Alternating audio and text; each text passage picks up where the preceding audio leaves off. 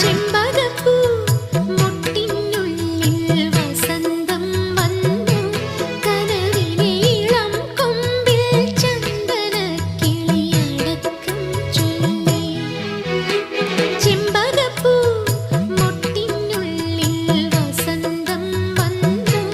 കനവിനീളം കൊമ്പിൽ ചന്ദനക്കിളിയടക്കം ചൊല്ലി പുതുമഞ്ഞു തുള്ളിയിൽ വാർമഴവില്ലുണർന്നേ ഇന്നു കരളിൽ അഴകിന്റെ മധുരമൊഴുകിയ മോഹാലസ്യം ഒരു സ്നേഹാലസ്യം